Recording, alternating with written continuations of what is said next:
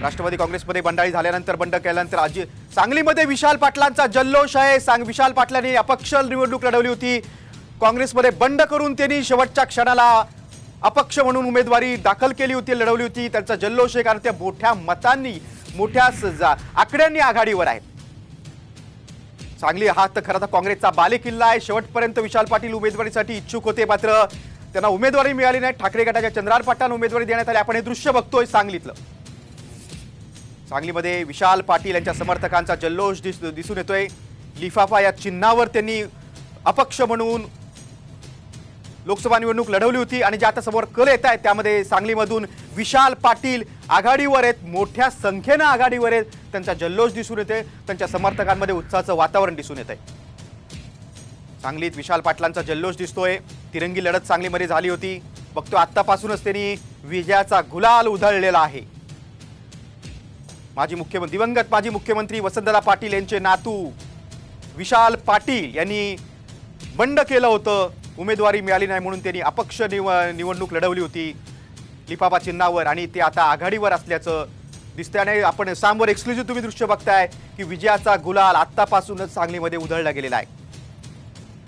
सांगलीमधून विशाल पाटील हे मोठ्या मतांनी आघाडीवर आहेत। तब्बल 20,000पेक्षा जास्त मतांनी ते आघाडीवर आहेत। जवळजवळ 23,000 मतांनी ते आघाडीवर आहेत। त्यामुळे सांगलीमध्ये जल्लोष दिसतोय।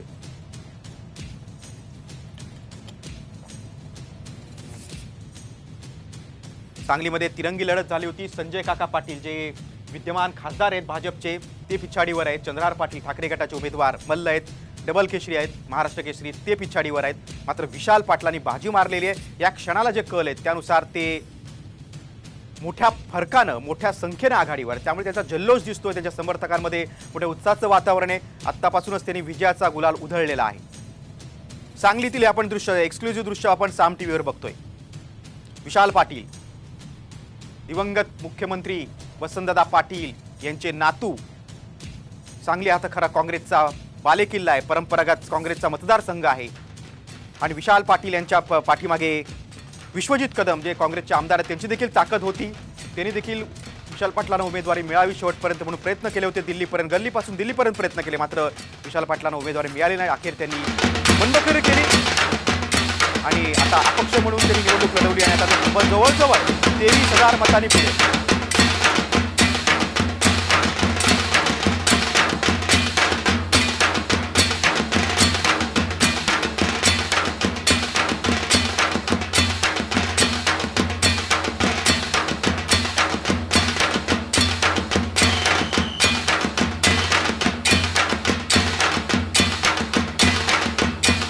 आपण बघतोय निकाला आधीच सांगलीमध्ये विशाल पाटलांच्या कार्यकर्त्यांनी जल्लोष केलाय, कारण विशाल पाटील तब्बल 23,000 मतांनी पुढे आहेत। त्यामुळे त्याच्या कार्यकर्त्यांनी विजयाचा गुलाल आतापासूनच उधळलेला आहे।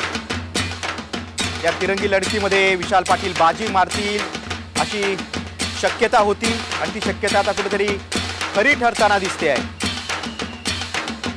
भाजपचे विद्यमान खासदार संजय काका पाटील देखील पिछाडीवर आहेत।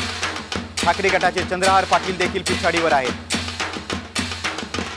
खरं तर सांगली हा काँग्रेसचा बालेकिल्ला आहे।